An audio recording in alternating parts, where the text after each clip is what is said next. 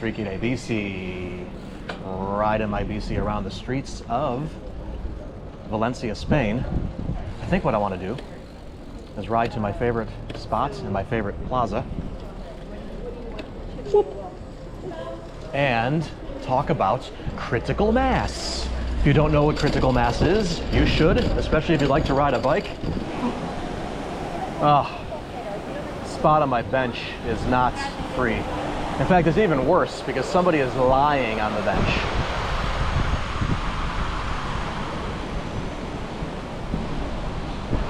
I usually sit right where that person's head is, right where their backpack is.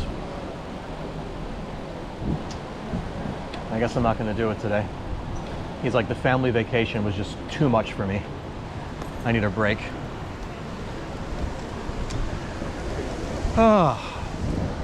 City, oh, that guy's getting up. Maybe he had his nap, he's getting his bag. He's got to go catch his family. The tour starts in like 15 minutes. We'll see. I've always enjoyed just sitting on streets where there are people. He's just not sleeping anymore or resting. He's sitting now. So I got to think he's part of a family on vacation. He'll be leaving soon. Oh, anyway, so what were we talking about? Critical mass. I hope you enjoy the tangents as much as I do. So for better or worse, it doesn't look like it's going to rain. I wanted it to rain. I wanted to ride my bike around in the rain a bit, but there'll be another opportunity for that. It rains a fair bit here in the fall and in the winter time.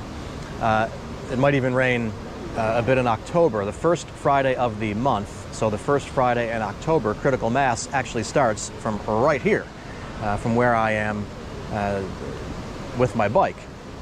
And if you don't know what critical mass is, it is a monthly gathering. Yeah, see, I was right. That guy's family is coming over to him right now. It is a monthly gathering of cyclists that happens in cities all around the world. We're talking hundreds of cities. You pick a time, you pick a place, you meet, and then you ride together throughout the city. And it's taken on different shapes and forms in different places. In some places it's a bit more rebellious and the police have gotten involved and there's been opposition and it's turned into a bit of a shit show here and there. A lot of it depends on how the city where you live feels about and treats cycling. In other places it feels like more of a celebration. In San Francisco, which is where it started, where it originated, and I'm going to tell you how it started in a second, it was a mix of both. There were times where it got a little bit dicey. There were times when there were political things happening, like wars, where it took on a more political tone and became as much a war protest as a rolling celebration of bicycles. But for the most part, it's always had that element of the latter. It's people getting together, riding their bikes, and as the people that participate in critical mass like to say, showing that there is a different way of life. Yes, you're stopping traffic. Yes, motorists might get upset that you're in front of them and they can't go anywhere. But in that moment, instead of getting mad, maybe they should think for a second that, oh, there's another way to do things that doesn't involve the dominance and the prevalence of the automobile, eliminating or reducing choice for people who don't necessarily want to drive at all or all of the time. Now, the way that it started is really cool. There's a guy named Chris Carlson who still lives in San Francisco. I've admired him for a long time, and I always will. And again, I'm going to get some of the details of the story wrong. When I do these videos, I don't go on and fact check everything beforehand, okay? It's like you and I are sitting down and talking, we're telling stories, and we're not going to get everything right, and that's okay. You can find all the factual information you want from many, many sources online. And anything that I do get wrong, it's not going to be some glaring omission that's going to completely screw up the origin or the history of what I'm talking about. But Chris Carlson and some of his friends, when they were working in downtown San Francisco, decided that they were going to ride home together to be in a little bit of a group. And that's what they did. And I think they like put up a sign or something, hey, ride home with us on this day and this time. And before you knew it, a lot of people were showing up because there was definitely this sense that when we ride by ourselves in San Francisco, we do not feel safe. So to have the safety and security of a group of other cyclists, not only other cyclists, but like-minded individuals, was something that was certainly attractive to other people.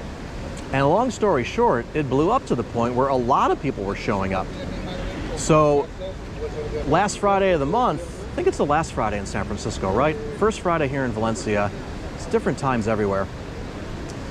You would ride down to Justin Herman Plaza at the Embarcadero, right by the bay, in downtown, and some weeks there'd be hundreds, some weeks there'd be thousands. There were a few times where there were tens of thousands of people. I participated in 2 critical masses where there were well over 10,000 people, maybe over 20,000.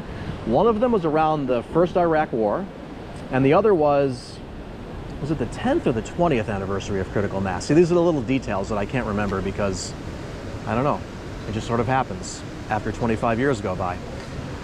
But Chris Carlson always described it as and other people that have participated in the ride for a long time, as an organized coincidence. And it's not a protest, it's not a rebellion, even though it can take that shape. It is a rolling celebration of the bicycle and a display of other ways to do life. In San Francisco, opposition to it ebbed and flowed. You might have heard of Willie Brown, who was a pretty famous and colorful mayor of San Francisco. He spoke out against it a few times, and during different times, the police enforcement would border on non-existent. There'd be nothing. Like, you would just go ride and you didn't see an officer the entire time you were riding. Other times they would just quietly guide the ride. They would ride along on motorbikes and actually clear the path for the cyclists. At other times, they became more aggressive. I've had a San Francisco police officer on one of those big motorbikes. These people are leaving my bench, so I'm going to be able to go sit over there in a second. I had a San Francisco police officer on a motorbike. I was stopped, standing on my bike next to him, and he turned the wheel of his motorbike into me, and the front of it hit my leg. Now, okay, we're going to get my spot on the bench here. I love it.